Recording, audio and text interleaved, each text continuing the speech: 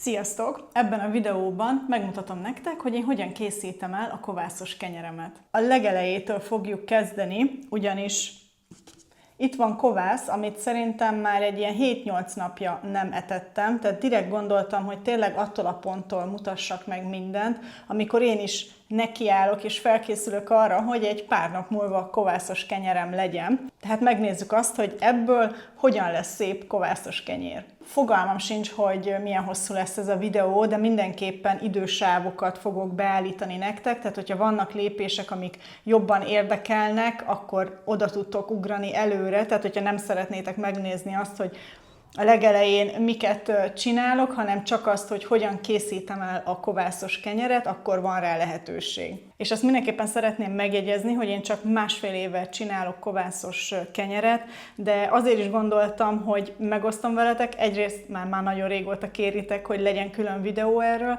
másrészt meg tényleg azt, hogy mi a realisztikus, amit otthon el tudsz készíteni, tehát nem egy pékműhelyben dolgozom, és nap mint nap kovászos kenyereket készítek, tehát hogy nekem mi fér bele az időbe, és hogy mik azok a praktikák, amiket én úgymond megtanultam, vagy hát a tapasztalat hozta így idővel, úgyhogy ezt szeretném veletek megosztani.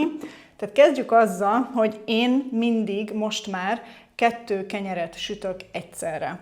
Ez azt jelenti, hogy 2 kis konténerem van, amiben a kovászt nevelem, és mint látjátok, ebben most nagyon kevés van, mert ez konkrétan a megmaradt kovász, amit nem használtam fel, amikor legutóbb sütöttem kenyeret. És amit fogtok látni belülről, az az, hogy egy kicsit meg van keményedve a teteje, hisz mondom, én ezt most már több mint egy hete nem etettem. És ezzel nincs is semmi baj. Addig a pontig, amíg a kovászod nem kezd el penészesedni, mindig újra lehet éleszteni. És ezzel is csak azt szeretném bizonyítani, hogy nem kell naponta, 2 naponta etetni, főleg, hogyha nem 2-3 naponta sütöd a kenyeret, amit nem gondolom, hogy mindenki képes alkalmazni, én sem. Tehát én heti egyszer szoktam kenyeret sütni, és akkor 2. És akkor azzal el vagyok, mint nagyon sok másik videómban már mondtam. Az egyik kenyeret, amit kisütök, azt mindig felszeletelem, porciókra osztom, hogy mi kb. Egyszerre mennyit szoktunk enni, és lefagyasztom. És például pont ma este is ez lesz a vacsora, hogy egy ilyen csomag fagyasztott szeletelt kovászos kenyeret előveszek, és akkor pirítósnak azt fogjuk vacsorázni, hisz ebből legjobb esetben 3 nap múlva lesz csak kenyér. És most lehet, hogy ez ilyen nagyon ijesztő, meg sokan szerintem azért ijednek meg a kovászos kenyér készítéstől, hogy nem az van, hogy ma nekiállok és estére van kenyerem. Sajnos ez tényleg így van, de nekem minden energiát megér, mert sokkal jobban viseli a gyomrom ezt a fajta kenyeret, mint amit a boltban lehet venni. Ez nem jelenti azt, hogy nem veszünk boltban kenyeret, de nagyon ritka most már, hogyha a boltban megyek valamit venni, ami kenyérféle, zsemle, kifli, vagy bármilyenféle kenyér, ami akár szeletelt is. Akkor kezdjük azzal, hogy ezekkel az egyhetes kovászokkal én mit szoktam kezdeni, és hogyan élesztem fel. Én itt ennél a fokozatnál nem arról beszélek, hogy etetem, hanem inkább azt, hogy újra kell éleszteni, hisz most teljesen lapos, semmilyen buborékok nincsenek benne, úgyhogy muszáj, hogy újra életre keljen. És akkor amivel kezdem, hogy ezt a kicsit keményebb részt, ezt leveszem, és ez megy a kukába, és utána lemérem, hogy mi az, ami maradt, ebből is, meg ebből is.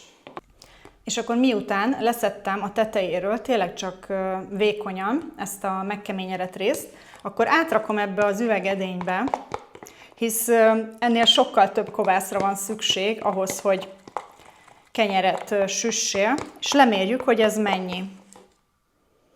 És nem kell megijedni itt, hogy most ez úristen, ez nagyon kevés, hisz fokozatosan fogjuk növelni a volument. Ez most 25 g. És ugyanígy a másikba is átrakjuk. Egy kicsit összekeverem, mielőtt belerakom.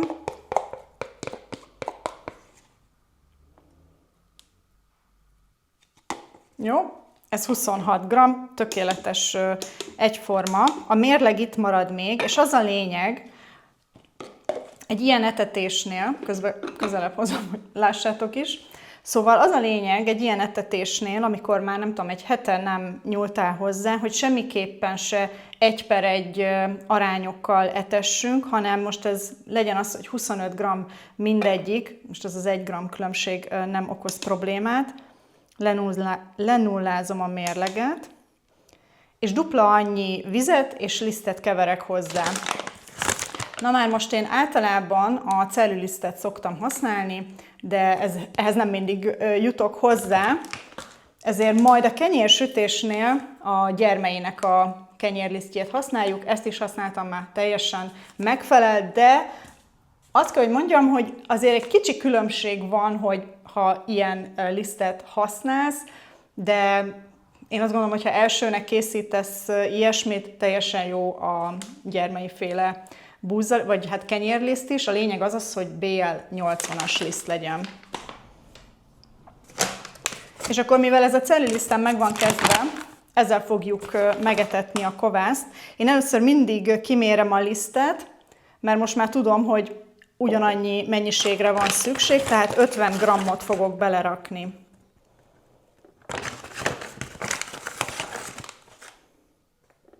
Szuper!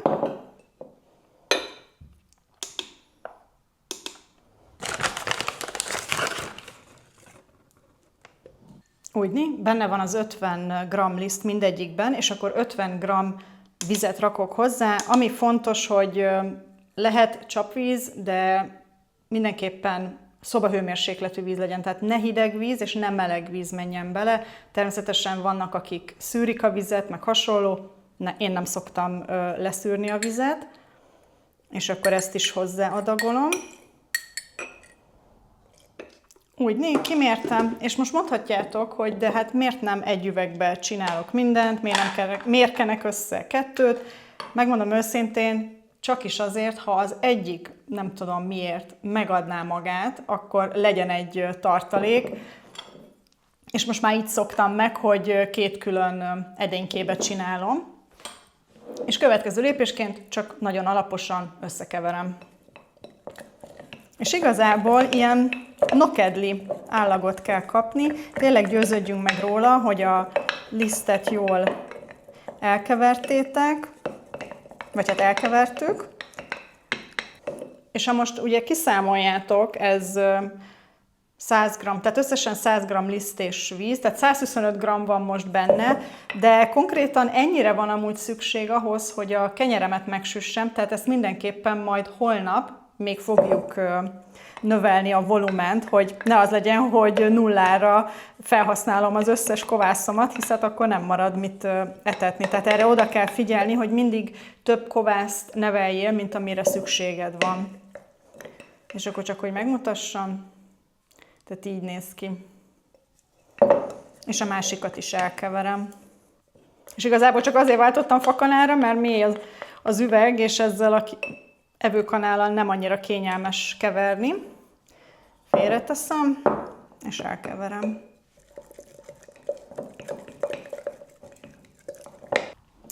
Tehát itt van a 2 üveg kovász, és akkor amit sokan csinálnak, hogy raknak rá befőttes üveget, vagy filccel megjelölik, hogy hol van, vagy hol tartott, amikor összekevertétek. Hát most nekem pont nem megy le addig, ameddig van, mert nagyon kevés van benne, de gondoltam a látvány kedvéért rárakok nektek befőttes üveget, de megmondom őszintén, én már nem szoktam használni, mert hát látszik szemre, hogyha duplájára nőtt már a kovász, de az elején mindenképpen alkalmazzátok, mert nagyon sokat segít. És akkor amit most csinálni fogok, az az, hogy konkrétan itt hagyom a pulton.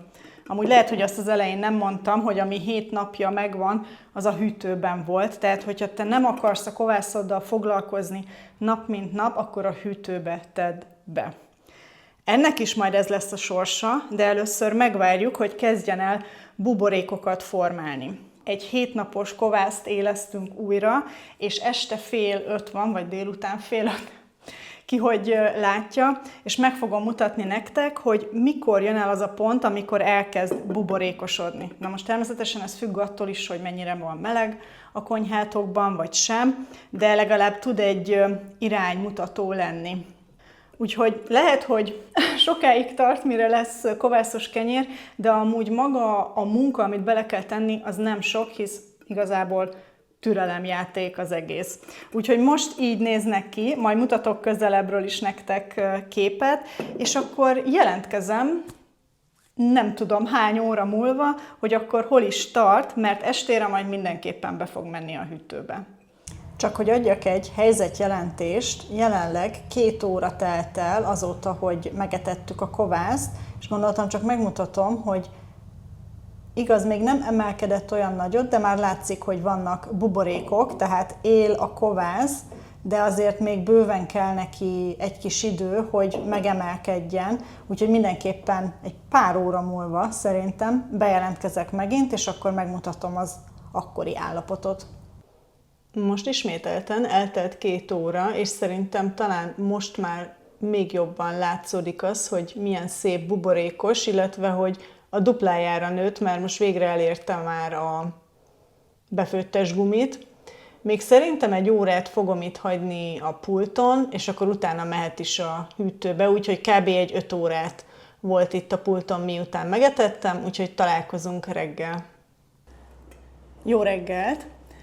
Egy órája vettem ki a 2 üveg kovászt a hűtőből, addig megreggeliztünk, meg megkávéztunk, és akkor most fogok nekiállni a következő lépésnek. Az az, hogy kiveszek belőle 50 g-ot, és 100 g liszter, és 100 g vízzel fogom megetetni. Egy külön üvegbe, vagy hát ilyen kis tárolóba fogom átrakni, csak azért tényleg, hogy jól lássátok a folyamatot, de általában én már azt szoktam csinálni, hogy ilyen szemre veszem ki a mennyiséget, tehát kb. A felét szoktam ebből kivenni, de gondoltam a videó kedvéért most legyen az, hogy legyünk pontosak, és akkor lássuk, hogy mi is történik. És azt gondolom, hogy ismételtem majd egy ilyen jó 5-6 óra lesz, mire szép habos lesz, és elkezdhetjük begyúrni a kenyeret. Amit talán nem mondtam még, az az, hogy amikor a pulton van a kovász, akkor csak így ráhelyezem ezt a tetőt, és amikor a hűtőbe rakom, akkor van, hogy egy kicsit így rázárom, tehát nem kell túlságosan szorosra, de egy picit rá szoktam zárni, amikor a hűtőbe teszem. És amint láthatjátok, amúgy gyönyörű, habos ez a kovász, de szeretném, hogy még erősödjön, és ezért van az, hogy a mai napon, most reggel megetetjük még egyszer, mielőtt begyúrjuk a kenyeret.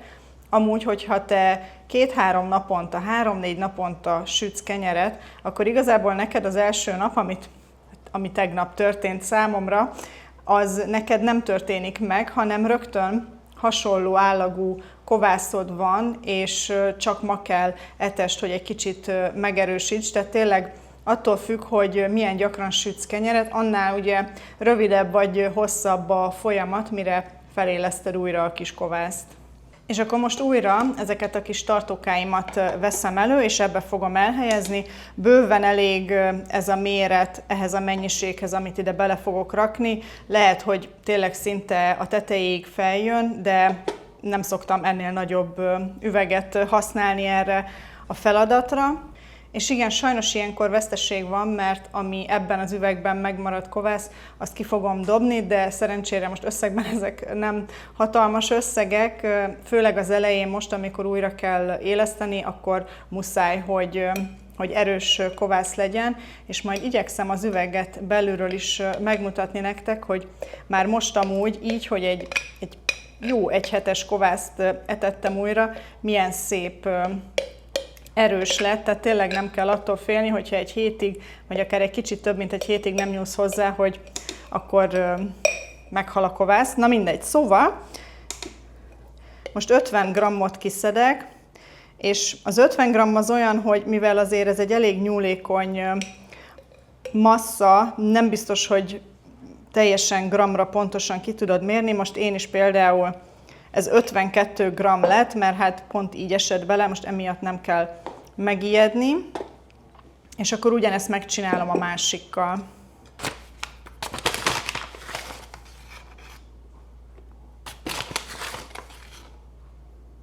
És akkor most, hogy a liszt is benne van, mehet bele a víz.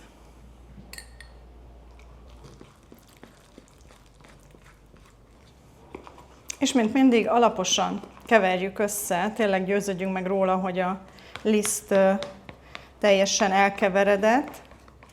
És hogyha ez megtörtént, akkor ezzel is az lesz most, hogy itt marad a pulton, és szerintem ma is kb. Egy 5-6 óra lesz, mire fogom tudni használni, de rakok rá majd megint ilyen befőttes gumit, hogy jobban lássuk a fejleményeket, és akkor egy pár óránként ránézünk, hogy hogyan is alakul. És a tetőt ismételten csak így épp, hogy ráhelyezzük, tehát nem zárjuk le a kovászt.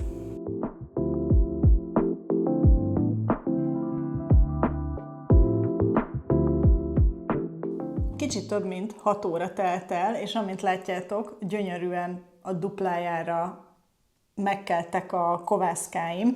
Úgyhogy amit most csinálni fogok, hogy mindegyikből kimérek egy bizonyos adagot, és 2 kenyeret fogunk ismételten sütni, mert mint mondtam, ha már egyszer nekiállok, és bekeverem, és majd holnap bekapcsolom a sütőt, akkor mindent egyszer kelljen csak csinálni. Tehát szerintem ez így sokkal praktikusabb, főleg, hogyha a család nálatok is esetleg szeret kenyeret enni, akkor tényleg szerintem ezzel időt tudtok, meg szerintem energiát is spórolni, úgyhogy én is most ezt fogom megint csinálni.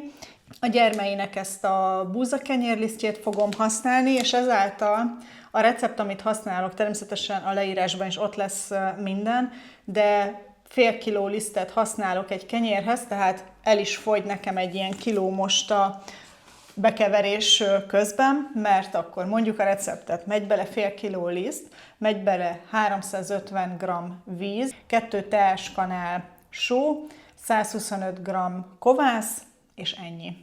És ez a csodálatos benne, hogy csak ennyiből áll a kenyér.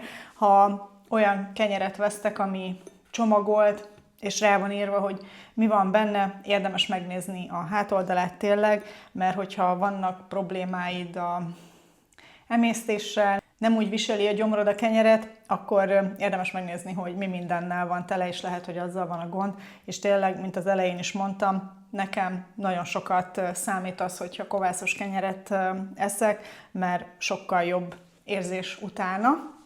Na, de akkor most az lesz, hogy mindent szépen bekeverek, és innentől igazából a legmozgalmasabb, izgalmasabb része van talán a kenyérkészítésnek. Ez az, ami tényleg időt igényel, hogy mindig figyelj rá bizonyos időnként. Ezeket a folyamatokat, lépéseket ugyanúgy fogom mutatni és jelezni azt, hogy most hol tartunk, mert nem csak egyszer fogok visszatérni a kenyérhez, na de akkor először is keverjük be. A sorrend én azt gondolom, hogy teljesen mindegy, de aztán lehet, hogy szakértők vitatkoznának velem erről, de én mindig először a lisztet rakom bele, utána a sót, azt elkeverem, belerakom a vizet, és mehet rá a kovász, és akkor utána dolgozom össze az egészet. Beállítjuk a mérleget, és akkor mehet bele 500 g liszt.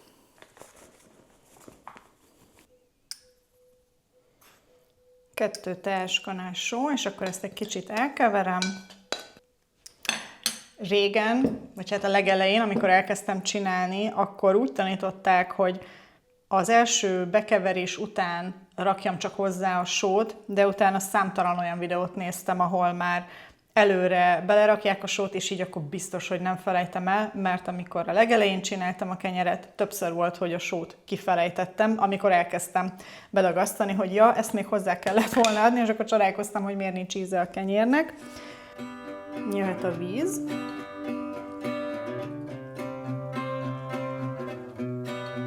És a kovász. Megpróbálom mutatni, hogy hogyan is néz ki.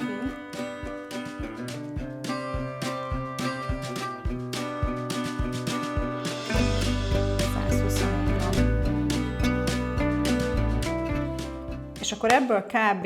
Egy 2-3 evőkanálnyi kovász marad. Ezt most így, ahogy van, vissza is rakom a hűtőbe, és akkor valószínűleg egy hét múlva fogok csak megint belőle bármit csinálni. És ezért fontos az, hogy több kovászod maradjon meg, mert hogyha egy hét múlva csinálod csak megint, ahogyan én is, egy darabot ki kell dobni belőle, tehát fontos, hogy maradjon kovász, amiből aztán tudsz, tehát amit újra tudsz éleszteni. És én először mindig egy fakanálnak a végével szoktam így összekeverni, és akkor egy bizonyos pont után meg bele kell menni kézzel. Én azt gondolom, hogy így érzed a legjobban azt, hogy milyen az állaga a kenyérnek. még nem kevertem be soha robotgéppel, mert úgyis itt az elején kb. Egy pár percig kell csak így összedolgozni, amíg a liszt el nem tűnik teljesen, és utána hagyni kell állni. Szóval nem tudom, majd meglátom, hogy esetleg egyszer kipróbálom-e, hogy milyen robotgéppel, de egyelőre én maradok a kézi verziónál. És nem szabad megijedni, hogy az elején igen, ilyen, de például ezt most nem is keverem tovább, most konkrétan amíg beszéltem, tényleg addig kevertem csak, és annyi, hogy leveszem most az ujjaimról ezeket a kis capatokat, letakarom, és fél óra múlva ránézünk, és a másik kenyeret is bekeverem addig. Fontos ugye, hogyha kézzel csinálod, akkor nem tudom, ne legyen rajtad kézkrém, tehát tényleg alaposan mosd meg a kezedet, hogy semmilyen plusz dolog ne kerüljön bele a kenyérbe. Van, aki kesztyűt húz ilyenkor, de nem tudom, tehát szerintem az csak úgy veszel az érzésből, hogyha van rajtad kesztyű, hogy milyen is az állaga a kenyérnek, vagy hát ennek a masszának még, mert még azért ne nevezzük kenyérnek. És akkor a többit meg lemosom a kezemről, ezt lefedem, és bekeverem a másikat.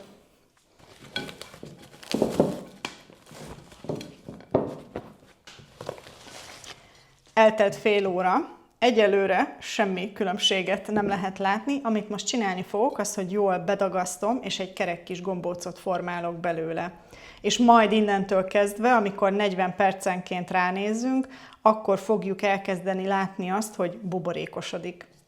És most mindenképpen arra kell törekedni, hogy sima masszát kapjunk.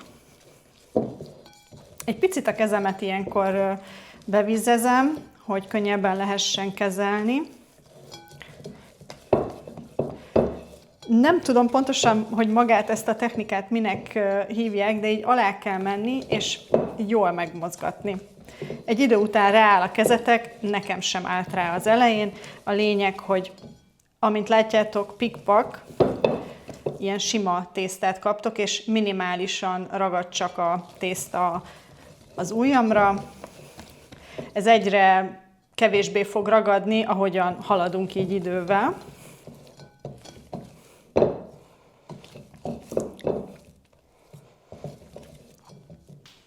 Most hát szerintem egy perccel piszkálom csak, de amint látjátok, már konkrétan így meg lehet emelni a tésztát. Tehát tényleg nagyon jó kis állaga van. És szerintem most ez így elég is. Tényleg 1-1,5 percig csináljátok ezt, nem kell túl dolgozni, és amit látjátok, ilyen a kezem. Most ezt nem mosom meg, mert ezt letakarom, és megcsináljuk a másikat is. Ez jó karizom gyakorlat, ezt is mutatom egy kicsit közelebbről, tehát jelenleg ilyen, nem tudom milyen állagúnak mondjam, de ilyen darabosnak tűnik. De pikpak ebből is sima tészta lesz.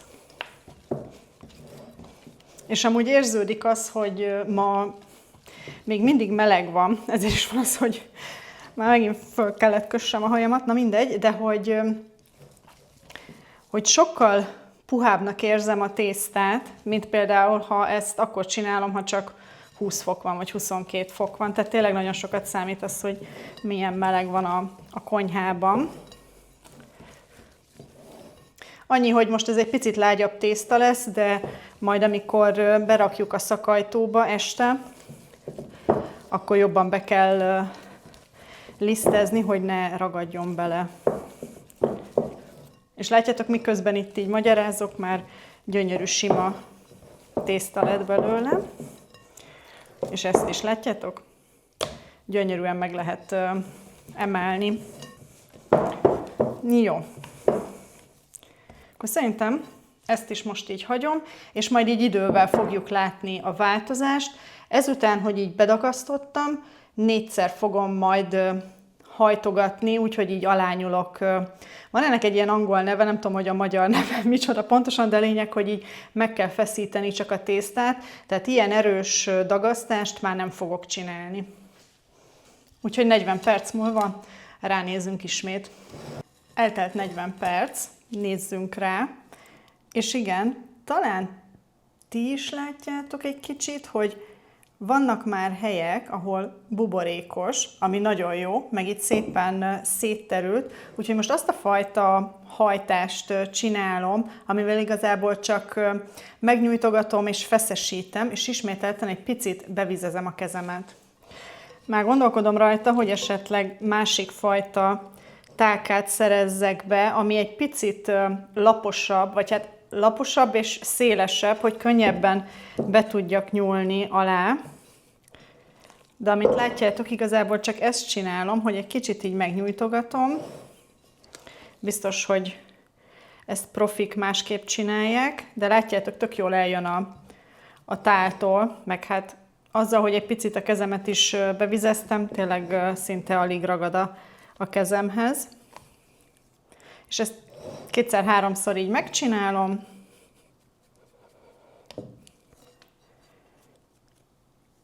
És ennyi. És most így néz ki, és természetesen 40 perc múlva ismételten majd egy kicsit szétterül, de a lényeg azon van, hogy feszesítsük a tésztát, és szerintem talán látszik is, hogy már vannak azért buborékok így az első hajtás után is. Úgyhogy ezt is most lefedem, és még 3-szor, ezt jól megmutattam, és még 3-szor fogom ezt a fajta nyújtást, hajtást, feszesítést csinálni. Meg természetesen a másikkal is. És azt már begyorsítom nektek, de a lényeg, hogy hát ettől egy kicsit ugye macerásabb ez a napja a kenyérsütésnek. Na most egy picit jobban ragad az ujjam, mert nem vizeztem be. Látjátok? Mert rögtön ide belenyúltam, és nem vizeztem be, és már is egy picit jobban odaragad a kezemhez, de semmi probléma.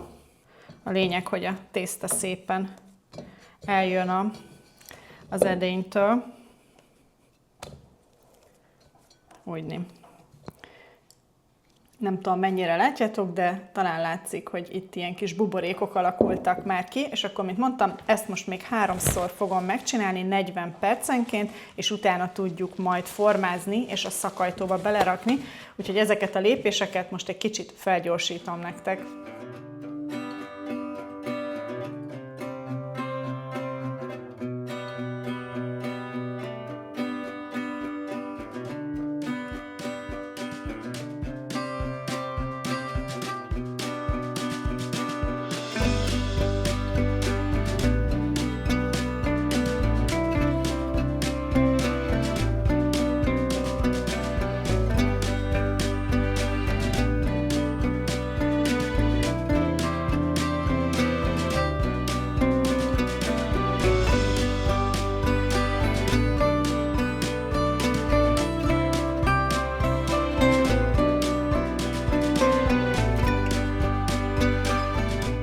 Eljött az időpont, hogy megformázzuk a kenyereket, és belerakjuk a szakajtóba. Nekem most 2 különböző formájú szakajtóm van. Ezeket alaposan beliszteztem, és most csak azért is alaposan, mert egy kicsit úgymond nedvesebbnek érzem a tésztát most, valószínűleg a nagy meleg miatt, és először itt kint a pulton egy kicsit megformázom, és akkor utána belerakjuk a szakajtóba. Amint látjátok, egy kevés lisztet raktam már ide, és erre rárakom.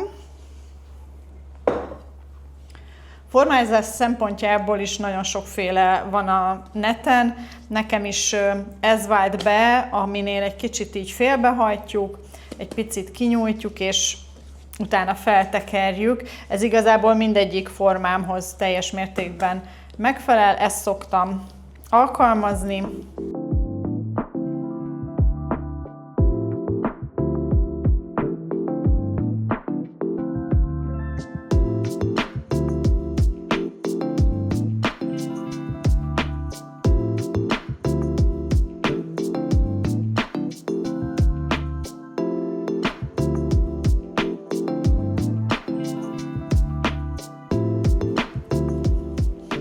És hogyha ez megvolt, akkor egy kicsit így összeszorítom. És ez most a kerekbe megy, úgyhogy egy picit ilyen kerekebb formát csinálok belőle. A másikból meg megpróbálom meghagyni, hogy inkább téglalap alakú legyen. És amint látjátok, olyan szép kis buborékok vannak rajta már most.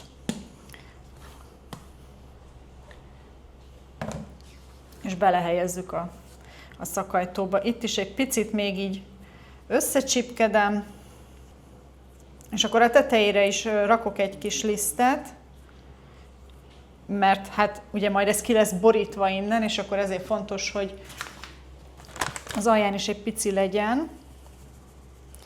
És holnap majd, amikor sütjük, akkor a felesleges lisztet azt le lehet róla majd szedni. És ennyi. És akkor ez most a pulton, meg hát a másikat is mindjárt megcsinálom, a pulton még hát egy 2-3 órát lesz, és megmutatom még egyszer, hogy most kb. Ekkora, és akkor még 2-3 óra múlva ránézünk, hogy mekkora lett, de utána megy már a hűtőbe, és akkor reggel kiveszem, és megsütjük. És akkor ezt most nem formázom meg kerekre, hanem így berakom a formába, mert így akkor hosszabb marad. Csak egy kicsit itt megcsipkedem ennek is a tetejét. Mehet rá a liszt.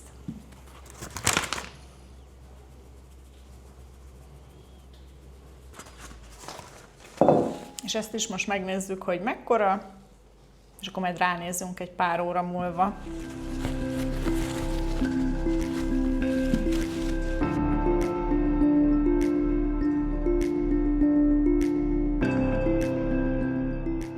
Jó reggelt! Nézzük, milyen csodálatosra kelt az egyik kenyér, a másik még a hűtőben van, mert azt majd csak akkor fogom kivenni, amikor ez már ilyen, hát a félúton túl van, hogy ne legyen annyira hideg, amikor berakom a sütőbe. A sütővel azt csináltam, hogy felkapcsoltam 250 fokra, alsó-felső sütéssel, és a tálca, amire fog kerülni majd a kenyér, az már bent van, hogy az jó meleg legyen. És most használok egy múltkori ilyen kis papír, mi ez, sütőpapírt a kenyérhez, amire rá fogom rakni, tehát én nem ilyen edényben szoktam kisütni, hanem simán egy tálcán sütőpapírral, és amikor bekerül a sütőbe a kenyér, fogok beönteni egy nagyobb tálcára vizet, forralt vizet, és félúton azt majd ki fogom venni. De majd fokozatosan mondom, hogy akkor mit is csinálok, illetve a leírásban megtaláltok minden pontos lépést, hogy akkor most mi is fog következni. Amire majd szükségünk lesz, az természetesen hát vagy egy nagyon-nagyon éles kés, vagy egy penge, amivel tudunk egy vágást ejteni a kenyéren, illetve van nálam egy ilyen kis ecset, amivel, hogyha van fölösleges liszt, amit leszeretnék törölgetni róla, akkor azt le tudjam törölgetni, illetve ide készítettem egy alátétet, amire majd azt a kis tepsit fogom rakni, amire kerül a kenyér, és a kenyeret csak akkor borítom ki, amikor már felmelegedett a sütő, és kikerült ide a tálca, amire kerülni fog a kenyér. Szóval most azt várjuk, hogy felmelegedjen a sütő, és akkor ezt a kenyeret ki is boríthatom. Felmelegedett a sütő, úgyhogy kivettem a tálcát, és akkor kiborítjuk a kenyeret. Lehet, hogy az elején nem jön annyira gyorsan, vagy olyan szépen, ahogyan szeretnéd, hisz azért mégis sokáig volt a szakajtóban, és akkor csak óvatosan kell kiforgatni belőle.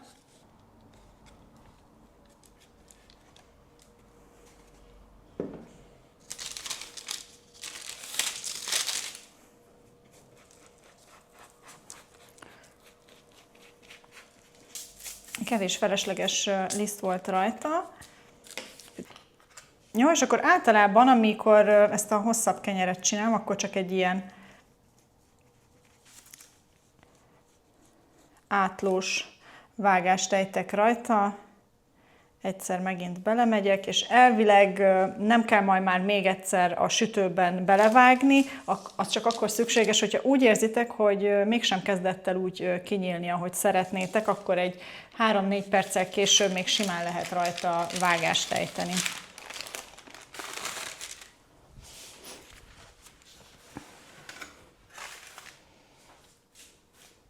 Jó, tehát most bent van a sütőben 17 percig, és visszavettem a hőfokot 220 fokra. Innentől kezdve a sütő végig 220 fokon lesz, és itt beidőzítettem, hogy 17 perc múlva csipogjon, hogy a tálcát, amiben a forró vizet tettem, azt majd kivegyem. És én általában a sütőmnek nem a közepére szoktam tenni a kenyeret, hanem egyel lejjebb van, hogy ne süljön meg annyira barnára a teteje, vagy hát már azt mondom, hogy feketére. Nekem ez vált be, mert általában, hogyha középen tartottam, akkor az a rész, ami ugye így kinyílik, az hajlamos arra, hogy azért fekete legyen, úgyhogy én majdnem a legalsó szintre szoktam tenni.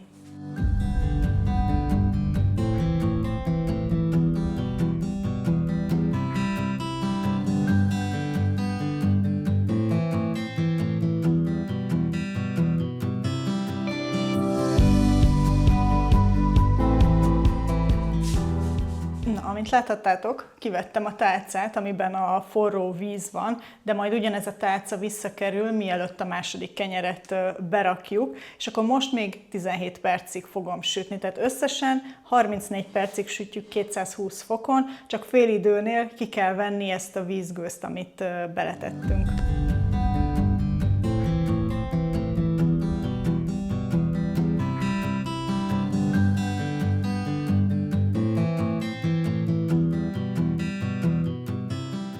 Jöhet is a második kenyér, és akkor mutatom nem sokára közelebbről, ami az előbb elkészült, csak ilyenkor haladni kell. És ezt most kivételesen úgy vágom, hogy így átlósan, vagy hát lehet, hogy az előzőhöz is azt mondtam, hogy átlósan, de nem csak egy vágást csinálok, hanem kettőt.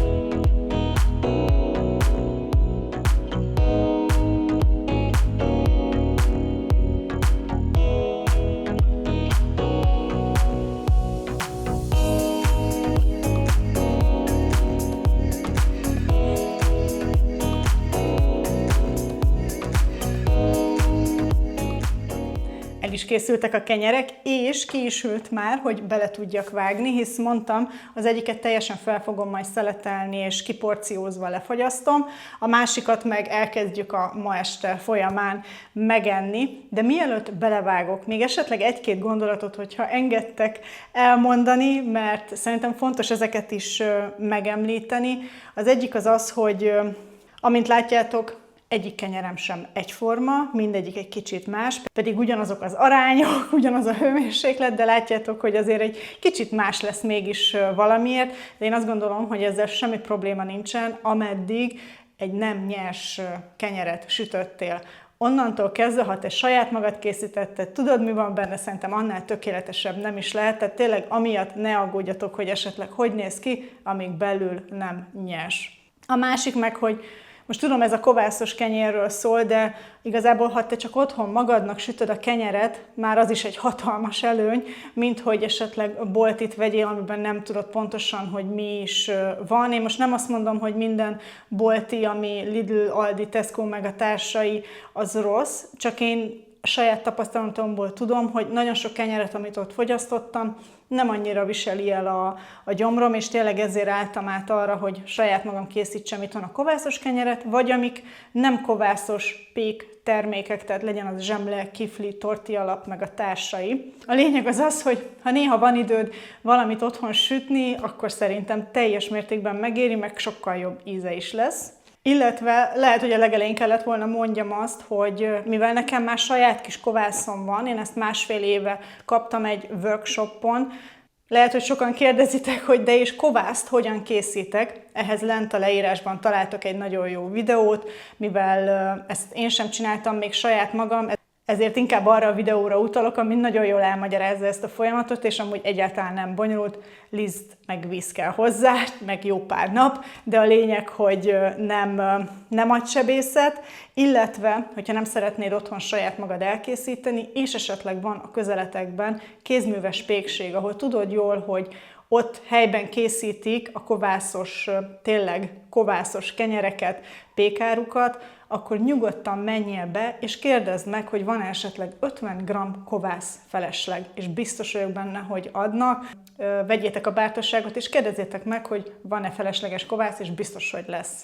Illetve egy kicsit még erről az egész 40 percenként hajtogatni, nyújtani, meg hasonló. Nem kell konkrétan a 40 perchez ragaszkodnod. Én úgy gondolom, hogyha egy ilyen 30 és 50 perc közötti időszakot belősz, amikor megcsináld ezeket a 4-5 ilyen hajtásokat, nyújtásokat a kenyérnél, az is teljesen rendben van, tehát nem szabad arra rástresszelni, hogy most úristen 45 perce már nem nyúltam hozzá, akkor mi lesz? Semmi baja nem lesz.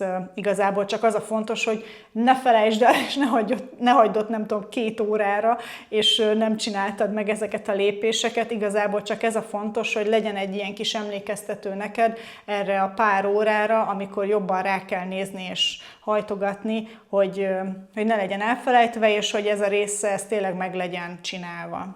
És onnantól kezdve, meg akkor, amikor én is beraktam a hűtőbe, szerintem több mint 12-13 órát volt a hűtőbe, de hogyha 14-15 órát van a hűtőben, attól sem lesz semmi baja. A lényeg, hogy ne hagyjuk ott 2 napig, és akkor nem lesz kisütve a kenyér. Közben itt a mobilomon nézem a kis jegyzeteimet, mert összeírtam 1-2 dolgot, amit még ugye el szerettem volna mondani, mert hát ha jön esetleg a kommentekben, mint kérdés, és akkor egyszerűbb itt így megválaszolni. Ja, és még annyi, hogy igen, én is elneveztem a kovászomat, és szerintem te is nevezd el a kovászodat, hisz ez egy kis élőlény, amit életben kell tartani, úgyhogy nálunk Józsinak hívják. Attól függetlenül, hogy ketté van választva Józsi, nem adtam 2 nevet, hanem egy neve van a kovásznak, Józsinak hívják.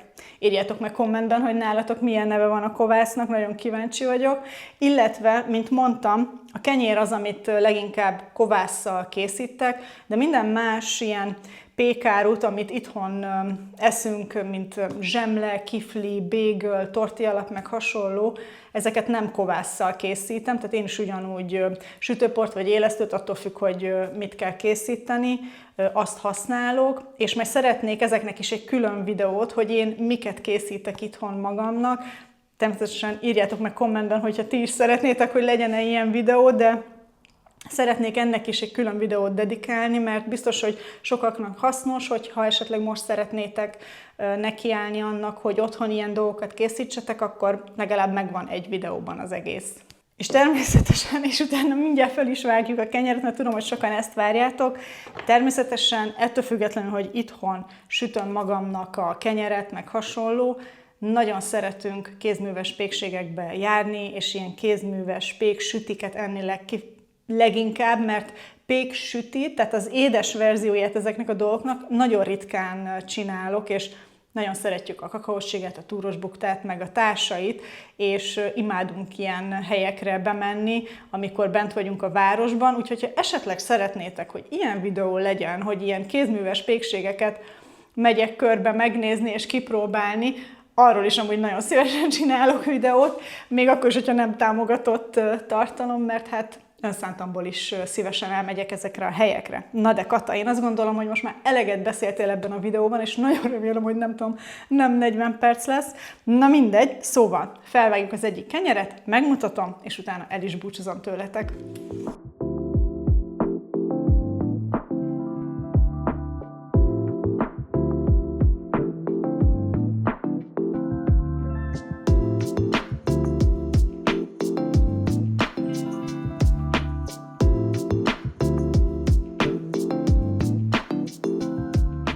Szerintem csodálatos kis kenyér lett belőle. Ja, és igen, azért vágtam ezt egy kicsit másképp meg a pengével, mert így könnyebb szelni, és könnyebben le tudom fagyasztani, mint amikor van ez a kis kunkor itt a tetején, ami amúgy kell, hogy kelljen normálisan, de például, ha az van, hogy fagyasztani kell, akkor én ezt a vágástípust szeretem a legjobban.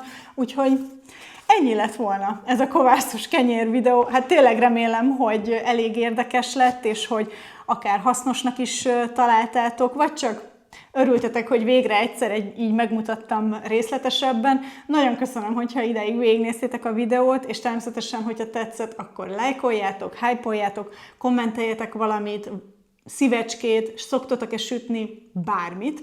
Nagyon, nagyon örülök az ilyenfajta kommenteknek is, amik csak szívecskékből állnak, mert azt tudom, hogy az tényleg azért van, hogy támogassatok, még hogyha most nem is tudtok mit hozzáfűzni a videóhoz. Na mindegy. Én nagyon örültem, hogy ezt végre felvettem nektek, azért így, hogy folyamatosan ezt fel kell venni, azért ez így meghosszabbítja én részemről a folyamatot, de a lényeg, hogy köszönöm, hogy itt voltatok, legyen szép napotok, sziasztok! Ja, és iratkozzatok fel!